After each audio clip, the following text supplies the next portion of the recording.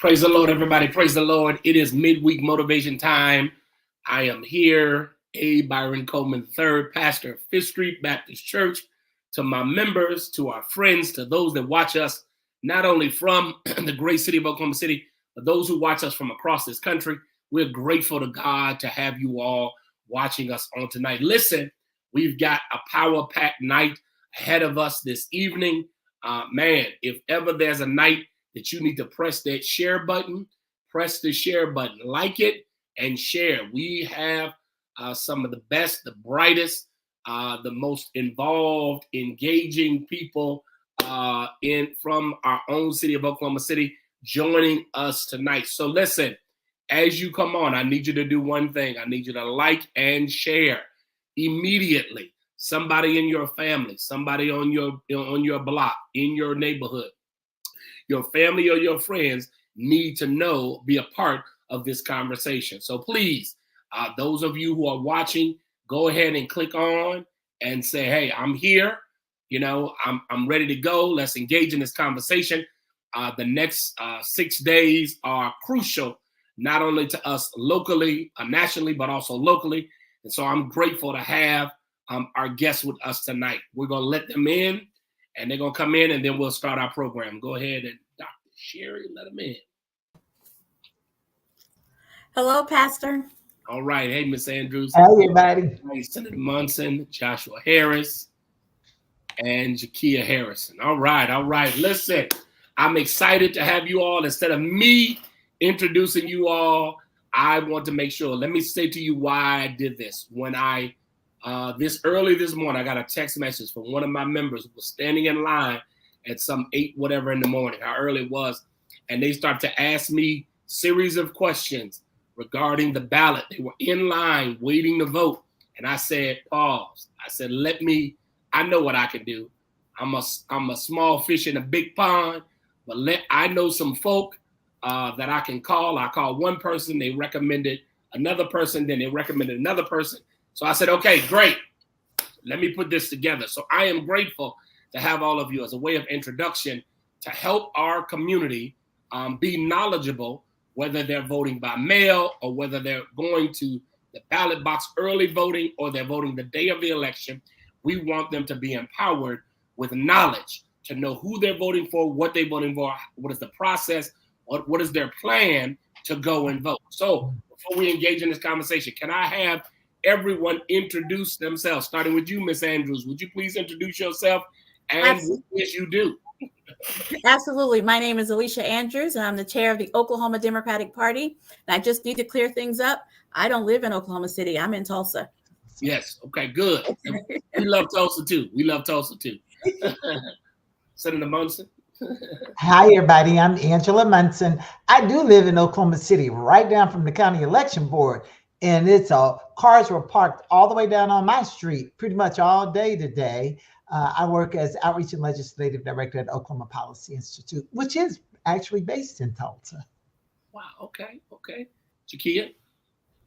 Hello, everyone. My name is Jakia Harrison. I am the president of the Young Democrats of Oklahoma and also do some political consulting in the Oklahoma City area.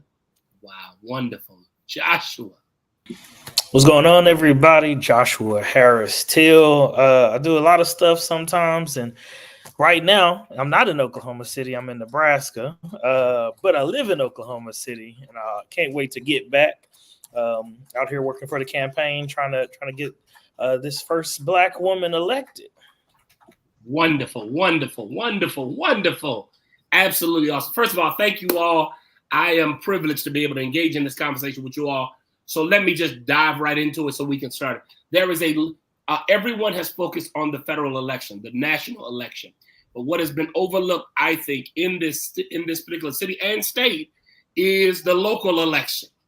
As I shared with you all offline prior to this conversation, I received text messages and phone calls from people who had questions regarding the ballot. So if this is for any of you all, I want to start really with, let's talk about the judge. First of all, let's talk about what's on the ballot other than the office of the president. What else is on the Oklahoma ballot? So, of course, the president's there, but Congress, your local state state representatives, state senators, and then we have all manner of judges and 2 state questions. That's what's and on Tulsa we have a mayor. We have a mayor. And in Oklahoma County, the sheriff's race. Oklahoma County Sheriff. Yep, that's on our ballot too. So the Oklahoma County Sheriff is on the ballot in the state. In Oklahoma County. In Oklahoma County, excuse me, Oklahoma County. Okay, Oklahoma County. Okay, so let me just dive into it. Let me go to the deep end. I don't want the shallow water. Let's go to it.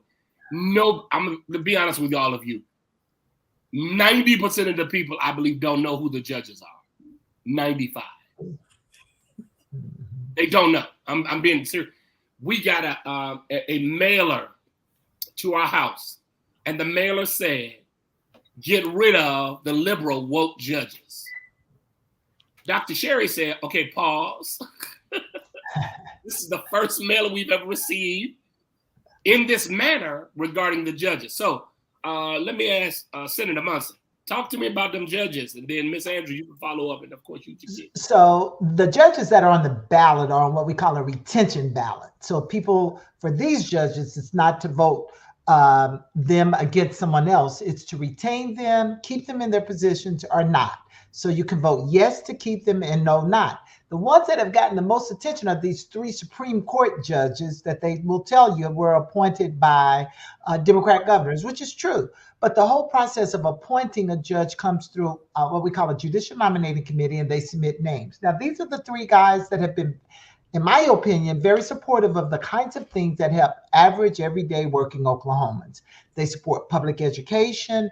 They've supported those kinds of things that make life better for working folk, poor folk, if it gets to that level. So this campaign against them was pretty much funded by the people who wanted some religious charter schools. Mm-hmm. Charter schools are a way to use public resources for kind of sort of what might look like a private school, although it's not designed to do that. But in this case, these private charter schools, these religious charter schools, were just that, religious, and their theology and their beliefs could have been taught. Now, those of us who are believers who say, okay, that's okay, but if it's okay for them, it's okay for anybody else. Mm-hmm. So in reality, do we want our public dollars spent for, I don't want to use the word indoctrination, but do we want our public dollars spent to teach a particular belief over another? And I think the answer is no. Public dollars ought to be used to educate students in all public schools. So that's what that fight is about. It's very targeted. It was not about generally decisions they've made at the Supreme Court. Now, there are other judges, Court of Criminal Appeals, the appellate court judges. They got there the same way. A lot of them were appointed by Republican governors, and a few of them were appointed by Democrat governors. They've not attracted that kind of attention. It's these 3 judges on the state Supreme Court who are really in a position to make a difference in the policies that impact us all. So, go ahead. Because I was a question. So I want to say that Dr. Sherry's instincts were right on. When is the last time you got a mailer about a judge, right? There is an agenda there. And I think the agenda is broader than what the senator said. I think this is absolutely the governor trying to be able to appoint extremist judge. It's not just education. It's tribal sovereignty. It's House Bill 1775 and the like. What kind of things can we teach history? Can we run over protesters? Those are the kinds of things that go to the Oklahoma Supreme Court. And what they're doing is they're getting rid of the voices that might dissent, that might ask questions. They're trying to control it, just like the former president tried to control the U.S. Supreme Court, right? Our current governor is an acolyte of that guy, and he's trying to do that here in Oklahoma. And so when someone runs a campaign against judges or something that you haven't seen, you have to ask the question, what is it that they're trying to do? And I want to throw this out, Reb. The Judicial Nominating Committee I mentioned, that's been the screener, there are people in the legislature who would love to get rid of that. And they would be able to do exactly what Alicia said, have the governor appoint the judges direct. There would be no screening. And we know that for Oklahoma would be kind of a scary situation. Who sits on the Judicial Nominating Committee? There are representatives of the Bar Association, selected, and for the most part, other lawyers. It's been a fairly balanced nominating committee and fairly extensive in its membership. And they screen and send to the governor 3 names. And from those 3 names, the governor selects. So, Jakia, you're familiar. Who are those 3 judges they're referring to? Do you know those 3 judges? So you're asking me, and I literally just saw a post because somebody's asking the same exact question. So I was literally pulling up sample ballot info. It is Gurich. Gurich is one of the names. Edmondson, and what was the Kruger. Yes. Yeah. Those 3 in particular were the ones that were appointed by the Democrat governors. So that's why they're being targeted the most, because those are the 3 that they know were appointed by Democrats. Doesn't mean that they have done anything that they should be targeted for other than follow the law and the Constitution. But and so I think that that's really telling there that they are being very particular about which ones that they're trying to go after. And we have seen there was actually an interim study done this summer about the Judicial Nominating Committee. And that is, something that has come up in the legislature this last session. So we really should start paying attention to what's coming. Not only I know that everybody is focused on November 5th, but we do know that session is coming in February. So when those folks that we send to the state capitol start making those bills, we need to start paying attention to what they're doing there as well. So here's the question. I have, and Josh just posted Noma Gurich, Yvonne Kiger, and James Edmonds. So and he's the mailer right here. Right. That's the mailer. Hold it up again, Sherry. They even had it, they turned it around and they have a part of the ballot and they're telling you what to do. So for those so here's the dilemma that we have, and I got to raise this because we get those kinds of mailers, and I'm sure that thousands of those mailers went out. Where is the push to counter that narrative that's being written? Because I had, until I got that mailer, I was unfamiliar with these 3 individuals. Where is I don't want to put the Ms. Andrews on the spot, but where is the counter for that? Because if my members are calling me, if my local neighbors are calling me, if the people are calling me saying, I have to call you, I got to call, Senator Munson, I got to call Jakia, Josh, hey y'all, folk want to know. And so I guess my concern is we got 3 judges that we just named, but then there are other judges on the ballot. How do people decipher those judges for themselves? If I can, I think one of the things that one to answer about the judges right now, there is hands off our court is what they're using right now. If you look that up on social media, that is what they are using as the tagline to be able to make sure that folks here in Oklahoma know exactly what's going on with that particular movement, why we're getting this information through the mail, what you've been seeing on TV, because they've run a couple of commercials about it as well. So when you see that stuff and you see hands off our court, that is them combating that narrative. But I also think, we need to be aware that judges cannot campaign in the same way that other political candidates can. So there are ethics rules to that. They are supposed to be very straight line about what it is. So you very rarely see anything from a judge, maybe a sign and maybe something that'll tell you their name. But other than that, you don't get a lot of information on these judges. So the only way that you can be able to actually get information on them is go find past rulings that they have judged on. I mean, it's a very intricate process that I know a lot of people don't have the time to do, actually. I mean, that's a lot of sitting time to go and find out what these judges have done. But that's really the only way you're going to get that level of information, especially when you're talking about appellate court, district court. I mean, this goes all the way through our judicial system.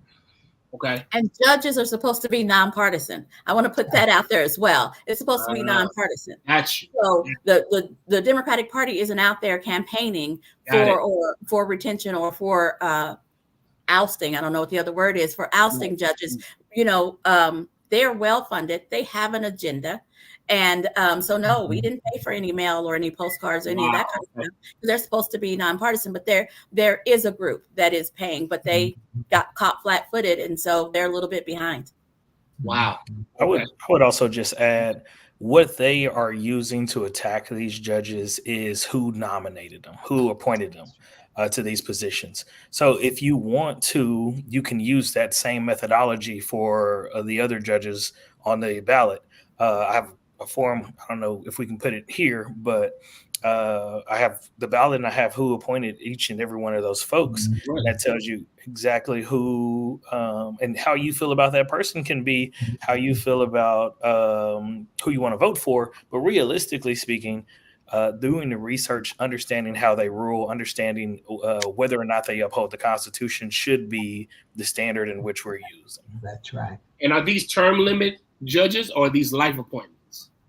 Well, technically not life appointments, but they're there to serve until you vote them out. So the retention ballot, those judges just come up on the retention ballot periodically. And I'm going to tell you, maybe some of you can remember, I don't ever remember a judge being ousted through a retention ballot. So they can technically serve forever. There are no term limits associated with the judge appointments. Okay. So retention ballot. So technically they can be ousted, but the other side says, but there can be an appointment, but they can hold their position forever. Until they get voted out, or generally they retire. Generally, okay. Okay. So I had to deal with that. Now, anything else on the judges people need to know? Is there anything else? I want to make sure we get it out. It's lower on the ballot. Just don't skip it, particularly these Supreme Court justices. But, and I don't know as much as I should about the Criminal Court of Appeals, the appellate courts that are on the ballot. I'm not a criminal attorney, so I don't know about their rulings so I'm not encouraging people to skip those either. But I tell you, probably if one of them was really, really, really bad, and there's some friends that we know who are lawyers and criminal attorneys that would have pulled our coattails. Ms. Andrews, you were going to say something? You want to say something? No, I was agreeing with the senator, and I just want to add one thing. A lot of times people say, I don't know enough about the judges, so I'm going to vote to oust all of them. Mm-hmm. What I will say is we want experience on the bench. We want someone who we don't want every few years to have to bring in all new people and have to try to get used to them and know what they're doing. We want experience on the bench. Okay. I think we should also be aware that unless you feel like you want Governor Stitt to be on the process of appointing these judges, you also might want to consider that as well. That's right. But personally, I think we're just fine where we are until we can get to the other side. Okay. I want to make sure we exhaust this judges topic so people are informed when they go into the ballot. When people rewatch this, what we're doing tonight, I want people to say, okay, now I know about the judges. Now let's shift. State questions. Ms. Andrews, the floor is yours. I'm always going to defer to you. So I want to go with what I consider to be the easiest question. And that's, I don't know the number, but it's the one about only U.S. citizens should be able to vote. 834. 834. That's already in our Constitution. That's already in our Constitution. This is a solution looking for a problem. And I'm suspicious when they start rewording and playing with the words, they have an agenda. I have to keep saying that. There is a reason why they want to do it beyond the simple reason of just trying to scare us. It's just like the Sharia law from a few years back. They want people to think, oh my gosh, I'm going to vote for this because we must be letting non-citizens vote. So I'm going to vote for this. What is it that they're after? I voted no. I'm voting no on this because we don't need to keep messing with our Constitution. It is difficult and complicated enough. I think there is a motive. And this is not state question 834, and the wording is not just an Oklahoma ballot question. Whenever you see a move like this going across the country, that ought to be a ding, ding, ding too. So think about it. What do you mean by that? It's not just an Oklahoma. Other states have this question on their ballot as well. Other states also have this question on their ballot. So instead of all citizens can vote, which is inclusive, you say only, which is exclusive. The next step, in my opinion, is you got to prove your citizenship. If only citizens can vote, the next step is prove that you are a citizen. And the only way you can prove you're a citizen is get a birth certificate or have a passport. You got to have a birth certificate and a passport. We know how hard it is to get a birth certificate from the state health department. And that's where you get it. So this is a way, it's kind of, I think it's the beginning of the reinstatement of poll tax. You know, you got to prove you're a citizen to be able to register to vote. So I mean, my friends nationally, we talk about these things, and that's where some of them think this whole movement is going to be, again, ballot suppression technique, a tool to make sure that just regular folk who struggle every day to get in a word, who would have a tremendous difficulty getting a birth certificate, no longer are able to register and vote. So people would say, this is for Josh or Jakia, whomever. Does that matter? Yes. It's an anti-immigration conversation. Like that's where I get a majority of that from. Like, this is a conversation when you're talking about citizenship. We all know that the process to become a U.S. citizen is very hard. So what you're running into is now people that some folks deem not worthy or not able to be here or should not be here. That's a target on them. I mean, we've seen other things be put in place about this. And so what you're also getting now is that in order for you, if you're a citizen, a new citizen, you have to provide so much information already before you can become registered to vote. So now you're putting in another layer of process. So we do have to pay attention to the words that we're using for that. They're already trying to make it a mandate to put a picture or use some form of identification with a picture in place for you to be able to vote. That's also another reason. I mean, a lot of people don't have access to state IDs. So, you know, we're moving in a direction that does create voter suppression. Wow. Josh, want to chime in on I would that? just add that you always have to think about these things in layers. So this is the foundation that they are establishing that they can build on top of. Just like Jakia was saying, just like Senator Monson was saying, this isn't about this election, right? It's on the ballot right now. It's not about this election. It's about the ones that we're going to run into moving forward. You think about registering to vote, you use your ID number or your social security number, right? So that means that you already have to be a citizen in order for that to work. But if we can take that ID number off of there and we only focus on using your social security number, then we can create more and more issues that way. So it's not about what you're seeing in front of you right now. It's always about the future plans that they're trying to implement. And you look at, Project 2025, right? Everybody's talking about what's going to happen on day one. Well, day one isn't as bad as what's going to happen in year 2, year 3, and year 4. So foundations that they have to establish in order to really make and do the damage that they want to do. It starts with something as simple as switching the word all and only. That's good. That's good. All right. 8:34. We did that. I want to say one more thing about this. So this is about voter suppression and subversion, both things, right? Oklahoma has the worst voter participation.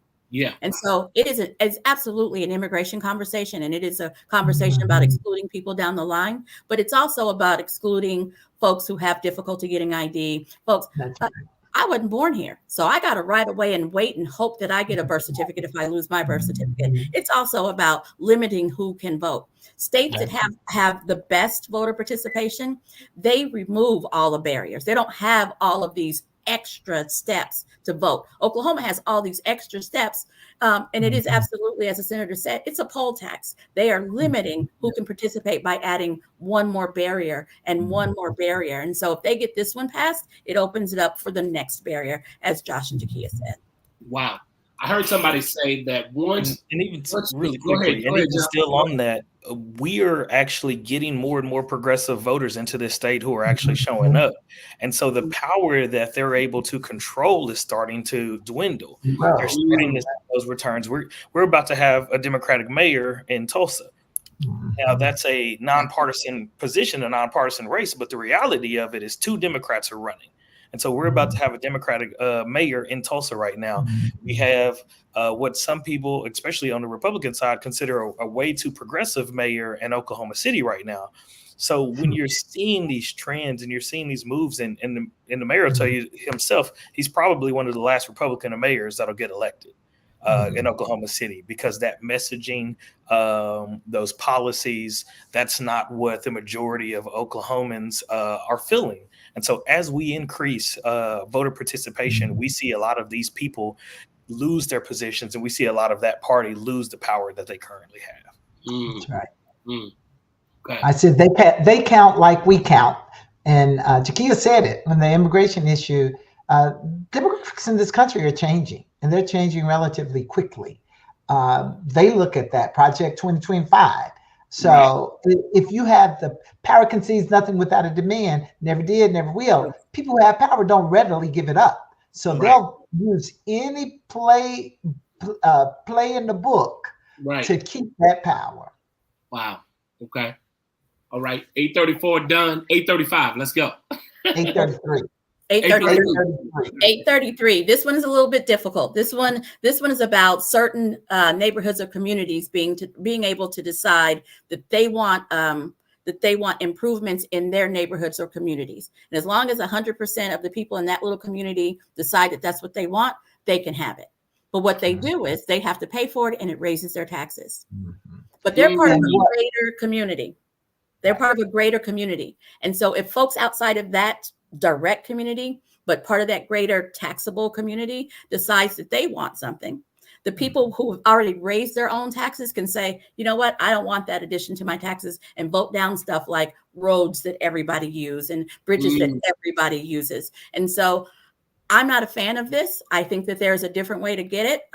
Norman, they do a petition, and that makes it happen, but that makes sure that everyone has an opportunity to participate. This is limited. And public education loses, because if my taxes, this increase that residents will pay, is paid like an ad valorem tax, part of your property tax. So if the school district says, well, we need an extra $1 million or $2 million, then I'm already paying an extra couple hundred a year. So I'm more likely to say, nah, I'm not going to do that. The reality of it is, we don't think, there have been some analysis that would suggest that big developers are the ones who are going to take advantage of it. Alicia is exactly right. 100% of the voters have to agree. The residents or the property owners is how it says, property owners. But if there's only one property owner, the developer who's getting ready to build a bunch of houses, then that's a vote of one. And then they can sell bonds and pass that price on to the homeowners. Now you can say, I don't want to buy a house, kind of like a modified homeowner association does, but people are not, I mean, you're just looking for affordable house. They want to argue this is a way to get affordable housing. I just think that's not true. It's not going to happen, because developers who will use this provision are not the developers who are building affordable housing. Well, they might build affordable houses, but that's not what this is for. That is not the majority of what this is about. It's not about it. I would hope, cross my fingers, but some people say, what's affordable? A $250,000 house is not an affordable house for most Oklahomans. Yeah. Wow. I think I've heard both sides of this, a lot of both sides of this, because I had some conversations with some folks about what it would look like in rural communities that maybe have a little bit more access to do something, make some decisions for themselves to do some things. But I've also heard it on the other side of it as well, as far as like urban community, where you have some smaller areas that maybe they have been neglected, where you've got some blighted areas. So I've heard both sides of it. Still think I'm still a vote no on this, but I think that at this point I could see how people could vote yes, because if you're thinking along those lines that you won't have bad folks that'll just take advantage of something like this and do what they would like to, then I could see why somebody would vote for it. But we also have to be very cautious about what we vote in place, because we do know that there are people that will definitely take that away. They will take advantage of people and what access they do have. Someone asked the question, would that mean that me and Pryor could vote on a Tulsa tax? No. No. No. No. No. This is an infrastructure. So keep in mind, this is not like great parks or something nice. This is like water, sewer, streets, roads, sidewalk, things that are necessary to build. For the most part, it was designed. If you listen to the legislative debate, both these state questions came out of the state legislature to go on the ballot. So if you listen to that debate, it was all about housing, supposedly. And that makes sense when you talk about water and sewer systems. But also keep in mind that the legislature didn't really detail how these infrastructure districts were going to be administered. I mean, nobody knows who's on the trust. Nobody knows how they're going to get appointed. Nobody knows who's going to run the show, because that's not a part of the state question, and it's not in the legislature. It's not in the state statute yet. Wow. And we'll also point out, so I know name dropping a little bit here, Representative Andy Fugate did a wonderful live video about this. It is went viral with people here in Oklahoma explaining what exactly state question 833 is. But one of the things that he pointed out, and Senator Munson said it, was about how one person can be able to dictate something for an entire area. But also at the same time, he talked about that there wasn't a clear definition that was being used. And so in that definition, somebody could be talking about a golf course instead of talking about roads and sewer and all of those things. So it is very broad in conversation. And so I think that if we were having a conversation like this of what adding that in, I think we should have a greater definition of what could be put in place if this was a conversation in the future. But like I said, right now, no. Okay. So you got two no's. You got two no's. Yes. 833, 834, the judges. Now let me go to Oklahoma County. What are we voting for there? Oh, or Oklahoma County Sheriff. Oklahoma County Sheriff on the ballot. That's all that's on the ballot. We're almost at Josh's part talking about the federal election. I gotta go here to the Oklahoma County. Talk about it. Come on. So you have two people on the ballot. You got Waylon Cubitt and Tommy Johnson. Yes. This is everybody's been calling this the rematch. Because they were on the ballot against each other the last time the county sheriff was up.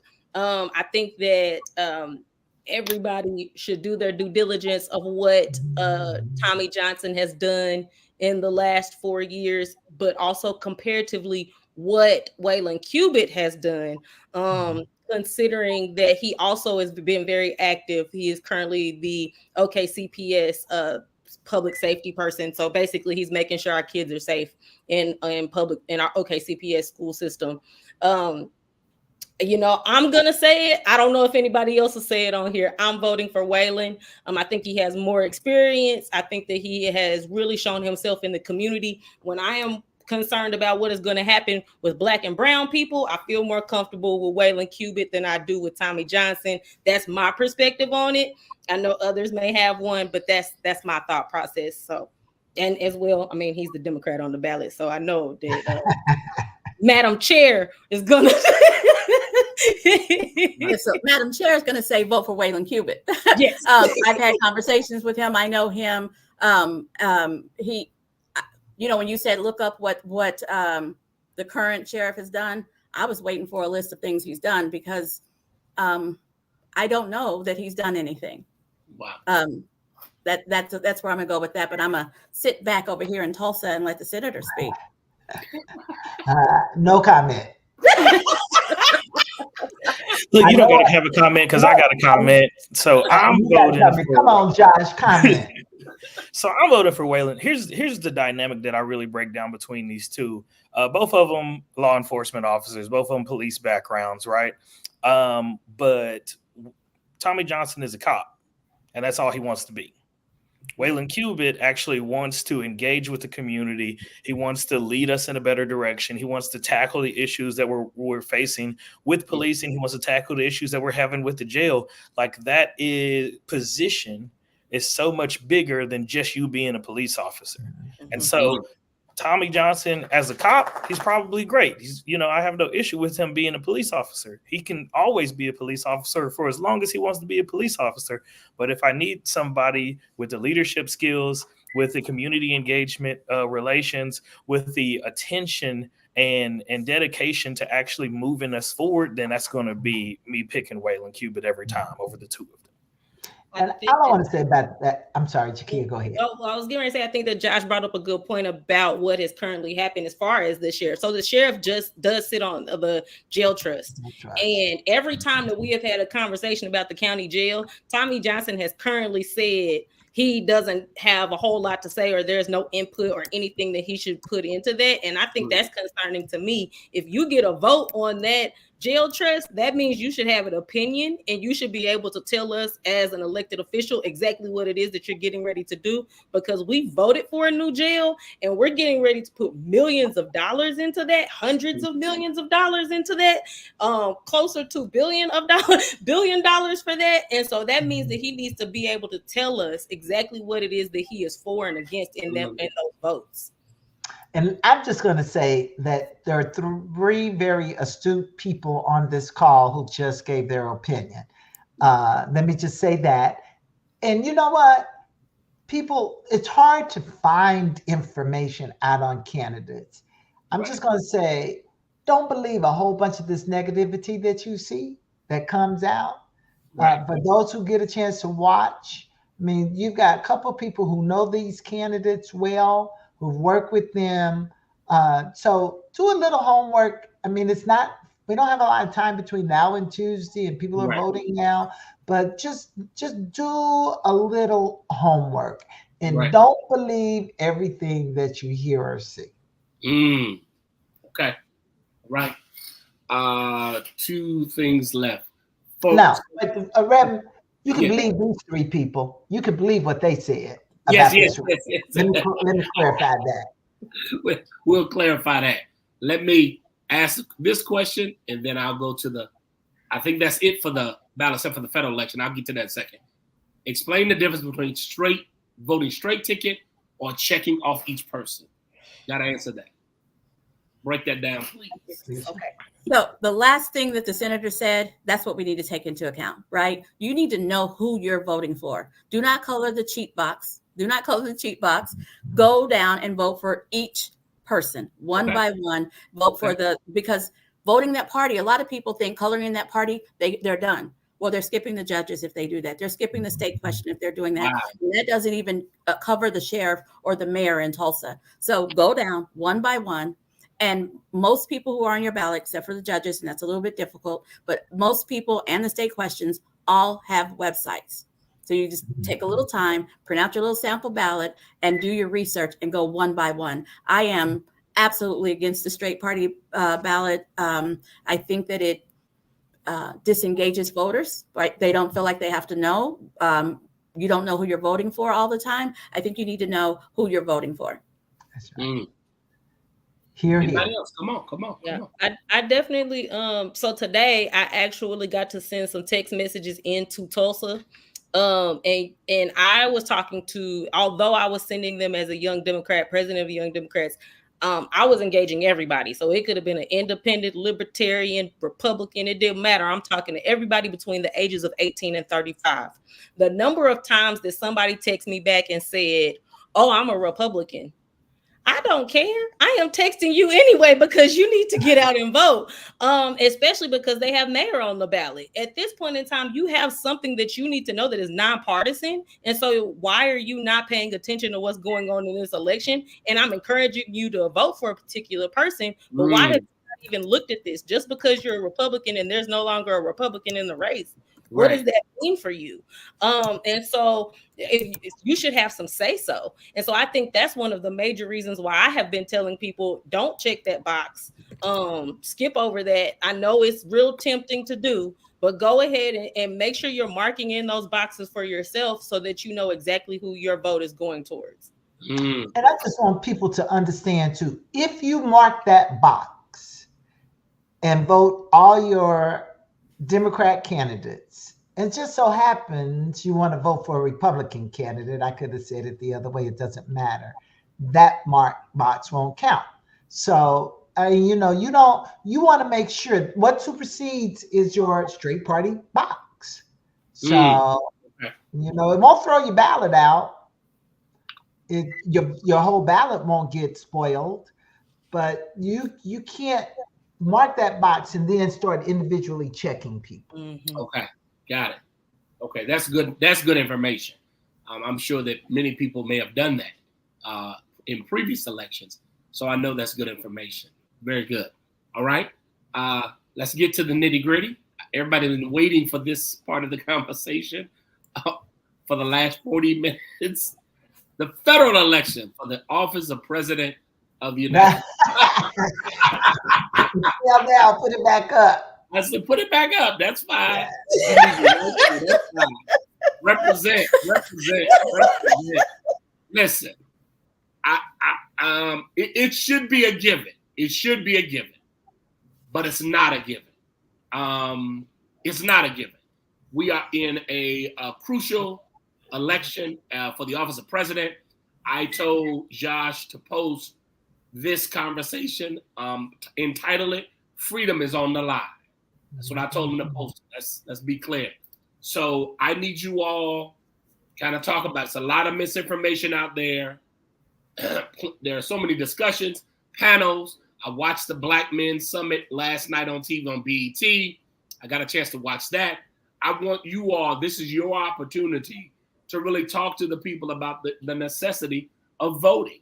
And what are we going on? I'm gonna start with Josh because Josh is actually in the belly of the beast working for the Harris-Walsh campaign. So Josh, tell me what's happening in Nebraska. Omaha, right? You're in Omaha. Omaha. Yeah, so unlike Oklahoma and a lot of other places, when you win a congressional district in Nebraska, you win that electoral college vote. So they are here fighting for this blue dot, which Biden won in 2020, and they need to win again in this election. Now, the good news is polling says we're up 10%. The bad news is polling doesn't matter. What matters is who shows up. But what I'll tell you that's happening right now in this city, in this district, is people are understanding how important their vote is. This is the reason that we won Georgia. It's the reason that I believe we're going to win Nebraska is because people understand this is falling on my shoulders. I'm going to determine whether or not we get 4 years of Donald Trump or 4 years of Kamala Harris. We had a voter registration deadline just hit on the, I want to say 25th. There was a 3-hour line for people to get registered to vote at their election board. So people are showing up. People are understanding. The blue dots are all across the city. You're seeing them in everybody's yard. They were trying to push winner take all. They had a lot of heavy hitters coming here. Lindsey Graham literally was here 2 or 3 weeks ago, meeting with one of the former Democratic senators. He's now a Republican now. That's the whole thing. I could tell we could spend all day on Omaha politics, but trying to get him to say winner take all because they know that this district has the potential to really make a difference. What they don't know and maybe don't see at the same time is Kamala Harris is only 1 percentage point behind in the first district, which is where Lincoln, Nebraska is. So not only does she have a chance to win 1 electoral college vote here, she could possibly end up flipping 2. So it's really amazing to kind of see the enthusiasm. We also have a congressional race here, Tony Vargas. He was the first Latino man to be elected in Nebraska history. He's running for Congress right now. He is one of the top 5 races in the country in terms of ones to watch and investment. So not only because it's not only important for us to win the presidency, we also have to win Congress back if we really want to change things and be effective. So we're seeing, I think, unprecedented enthusiasm here. And it's the thing that we really need to see happen everywhere. If people felt that their vote was important, just as important here as it is in Georgia, just as it is in Oklahoma or in Texas, then you would really see so many people. And I think you would see so many people valuing that vote more. We feel like it doesn't matter in Oklahoma in terms of the presidential election, but it matters because these popular votes that we keep winning, or explaining and showing people that there's a problem with the system. This electoral college thing has to go. The popular vote should be what's deciding who the president is. It's not about a few cities and the majority of the country is red. It's about people at the end of the day. And so as we move towards that system, your vote matters in every single election. And I'm sure Alicia can expound on this even more. Yeah. When they see Democrats showing up in places like Oklahoma, they start investing in places like Oklahoma. So you want to talk about where's the money to like combat some of these conservative super PACs who want to attack judges and call them liberals. Liberals would not accept any of these judges. That's a whole nother conversation. You want to see us have the money to be able to back and combat those things, you got to start showing up now. That's right.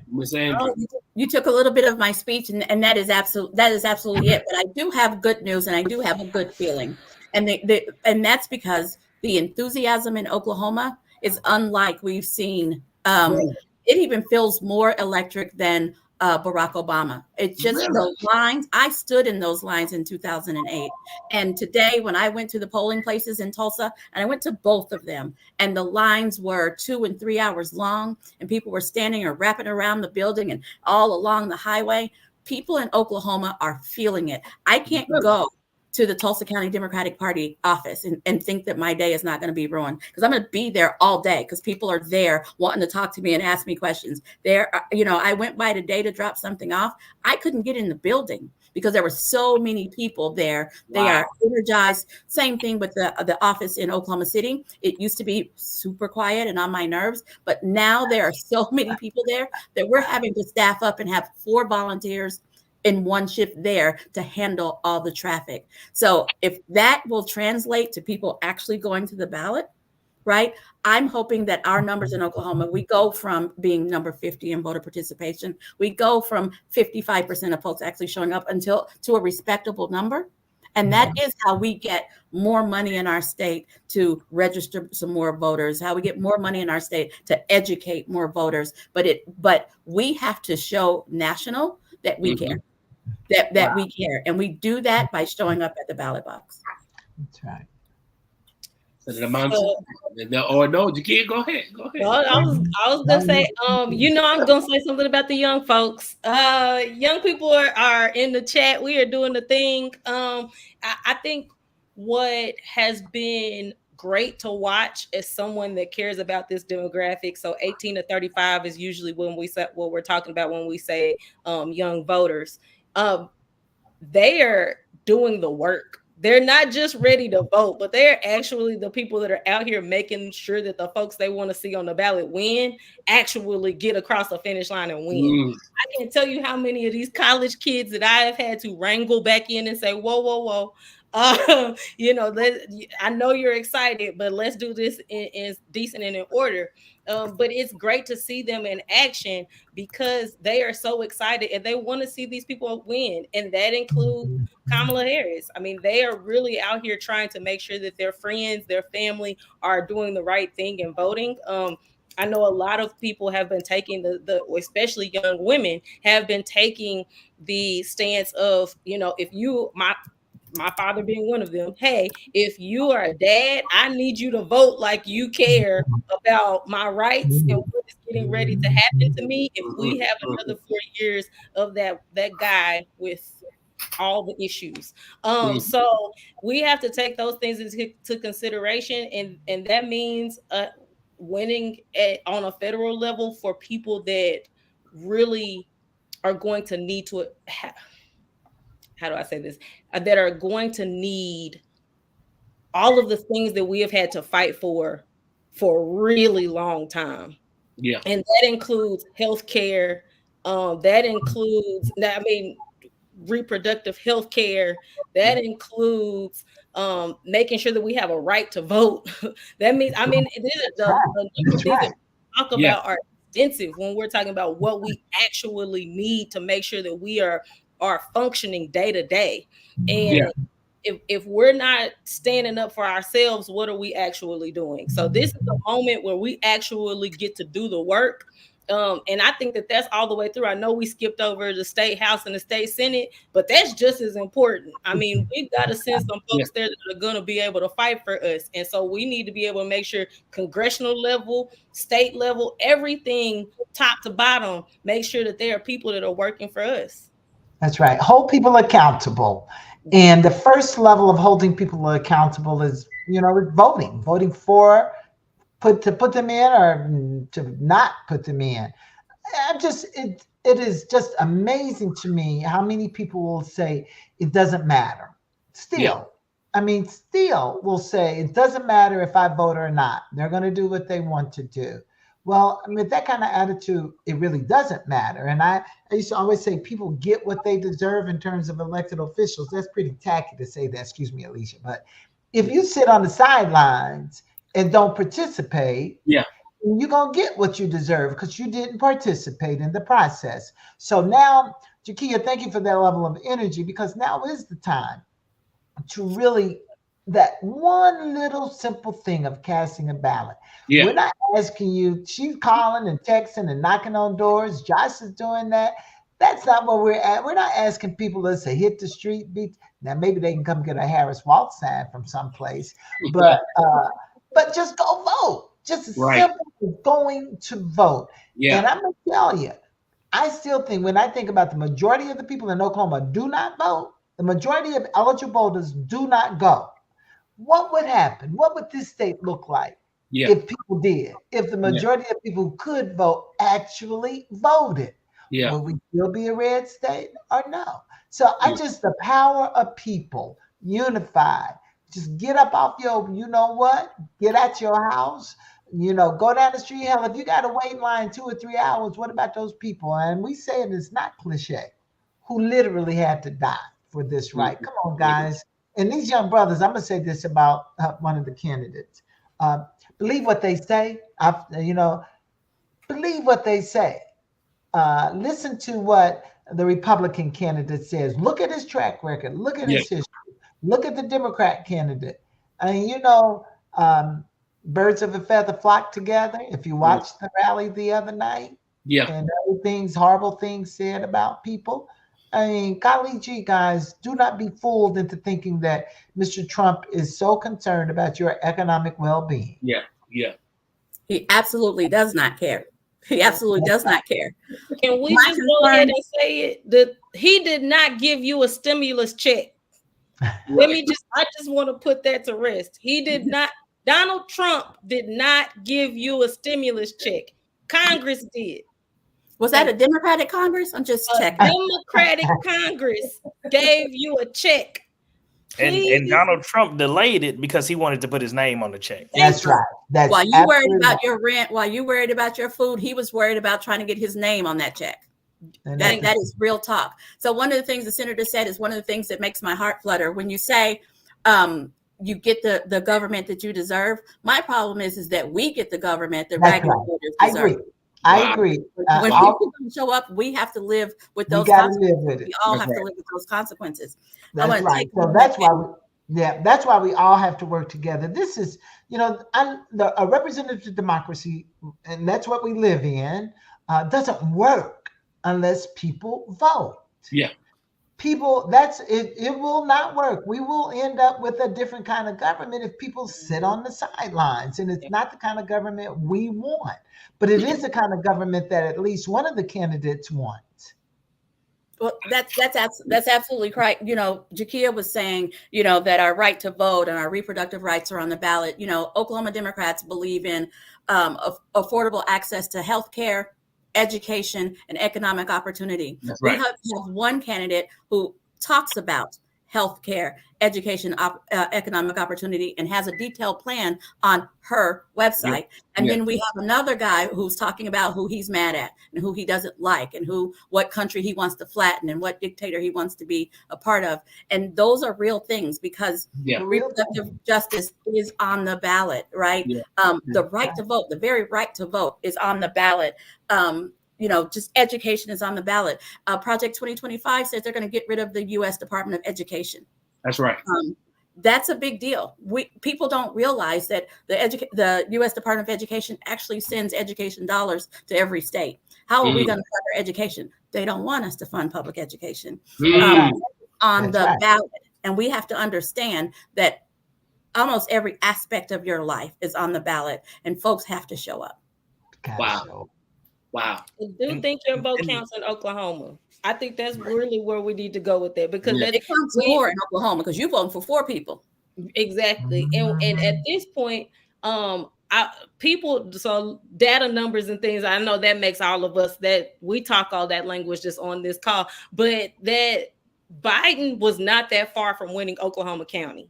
Folks need to understand that he was less than a point away from actually winning Oklahoma County. That's important to know, because when we're looking for these little blue specks, when we see that map of Oklahoma come up, we need Oklahoma County to be blue, because that means that the money to actually help us fight for everywhere else is going to start coming into the state to make these things happen. We don't get the attention to do those things until that happens. And I know a lot of people always say, well, they forget about us. Well, hey, here's our opportunity to actually do something where we get to say, hey, this is what we're standing up for. And I know that this is not necessarily a partisan call, but if we're talking about what it really means to have democracy and a representative democracy in this place, that means that we're going to be able to say we get to have a blue space or a purple space. That our state should not look like that. If that's what we're truly talking about, there's no way that we could be able to do things that are progressive issues, quote unquote, like passing Medicaid expansion, and not be able to go up and say we can be able to vote for a Democrat president in our state. That's crazy to me. And we can actually do this, but we need people to show up. Wow. And here's the reality. A couple things. Actually, one thing I want to say first, to any Black men following this or read or watching this who have any reservations about Kamala Harris, at the end of the day, she's a Black woman and he's a racist. So we don't have to talk policies. We don't have to talk plans. We don't have to talk strategy. We don't have to talk fundraising. Realistically speaking, at the end of the day, that's a Black woman versus a racist. There is no question about who you should support. But also let us remember, as we're getting ready to go vote, and you're hearing from all of us how important it is to go vote. In 2020, we had a pandemic, so everybody pushed voting early. Everybody, absentee ballots, like turn them in. So we haven't hit the 2020 numbers in terms of early voting yet. But here's what we have hit. We beat both 2016 and 2012's numbers of voting. Because people are showing up, people are turning out, people are really voting right now. When you go to vote, you may be in line, and you're gonna be in that line because you didn't listen to Chairwoman Andrews when she told y'all to get an absentee ballot. I'm one of those people. I will be driving back to Oklahoma because I didn't get my absentee ballot because I didn't know I was gonna be in Nebraska. So, and then when I thought about it, it was too late. So I'm driving 14 hours, 7 hours one way, 7 hours back to make sure that I can get my vote in. So if I'm that dedicated to it, I need y'all to get up off the couch and go down the street. It's extremely important. Every single vote is going to make a difference. There are so many races where where it's been called because of 100 votes or less. So when you're talking about Waylon Cuban, when you're talking about Monroe Nichols, when you're talking about these state house races, when you're talking about these state question races, your one vote can be the difference between us having that and not having that. It's not only important for you to show up, it's imperative. We are dependent on you. The women on this call are dependent on you. Maybe you as a man won't be as negatively impacted. Then don't vote for yourself. Vote for all of the people that you say you care about. Like, it is that serious when we're talking about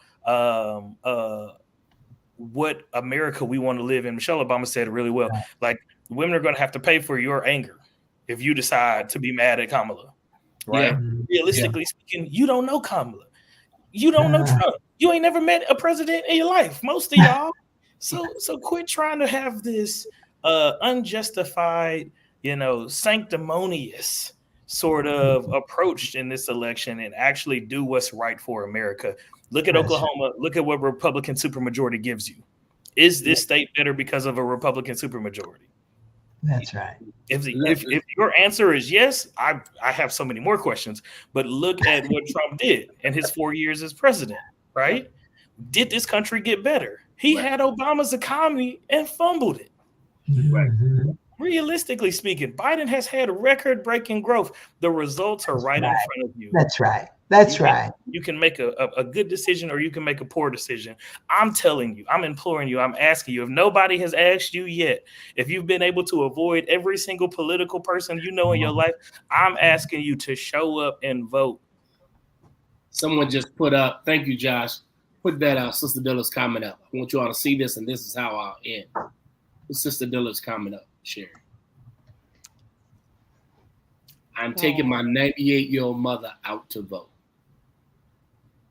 If Sister Sandra Dilla can take her 98-year-old mother out to vote, there's no reason why people should not be voting. No reason. I want to say to you all, I can't thank you enough for joining me over this hour. We could wax on for hours, but I got to thank each of you all. Senator Munson, Andrews, Shakia Harrison, Joshua Harris. You don't know the people that you impacted tonight, and with the knowledge you gave. I am grateful for you all. This is what I need. I'm biased. I pastor a church. Oklahoma's full of Black churches. That's right.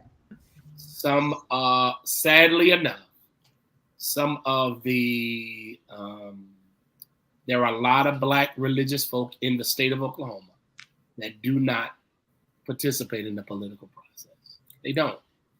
Many do. Many don't. There are some people who abandoned the church, left the church, and they are not involved in anything, church or politics.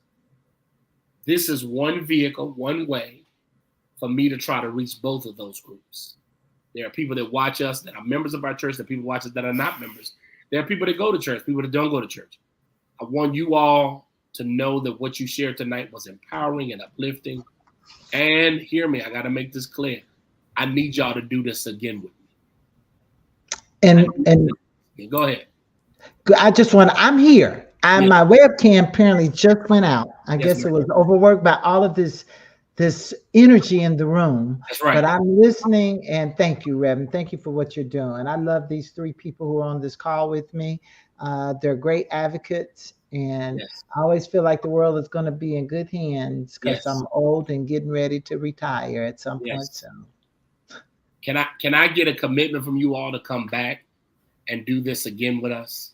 So we can. I think that our community not only needs it, they deserve this. They need this knowledge and deserve this knowledge from all of you all that represent different generations. You represent all along the same political persuasion. But this is extremely important. I am grateful for you all. I can't thank you all enough for empowering the people in the state of Oklahoma with the information. Go ahead, Josh. You got something to say? I got one thing. I never want to end a political conversation without saying this. The greatest form of voter suppression is not ID laws. It's not long lines. It's not saying that you can't give people water or food. It is people thinking that their vote doesn't matter. Yes. Somebody taught you that. Yeah. And if they could teach you that and make you believe it, then they don't have to do ID laws. They don't have to say you can't have water or food because you're not going to show up anyway. That's right. That narrative has been indoctrinated into our communities. And if somebody can tell them that their vote doesn't count, you have to be the person who tells them that their vote does. That's right. And just if you send out a mass text tomorrow, just every person you know, just send a text to them and say, hey, I just hope you know your vote matters and you're going to use it. Like that little bit of difference can motivate folks to get up off the couch, to leave their house, to get in their car, to go wait in that line. But it has to be somebody actually asking them. That's right. You all are invaluable to this community across the state. I thank God for you all. Please know that this knowledge is needed, not just in this election, but it's needed every month for upcoming elections. And so I would ask, taking pastoral privilege, that you all would come back again and let's engage further after the election, especially. Let's talk about it. We don't know what's going to happen. We are hoping Tuesday goes the way that we hope it goes. If it doesn't, doesn't matter. You all still have a responsibility in the role, and I want to invite you all back to help our people strategize. How do they move after Kamala wins? How do they move if Trump wins? How do you live? How do you survive? And I want you all to come back and help our people empower them. Amen? Amen. I feel Amen, lucky to be brother. included. Hey, I love you all. Hey, those of you watching, would you thank my guests in the comments? Everybody thanked our guests. They were wonderful. Took out time out of their schedule to come on tonight. These are the heavy hitters in Oklahoma. Y'all better believe it. These are the movers and shakers in the state of Oklahoma. And so I'm grateful. Tell them thank you, thank you, thank you. Man, thank you for your time. Once again, let's go. Let's make it to Tuesday, y'all. Amen. See y'all later. Yes. Thanks, Rev. Loud and vote. Thank you. Go Thanks, vote. everybody. Go vote. Go Go vote. vote. Later.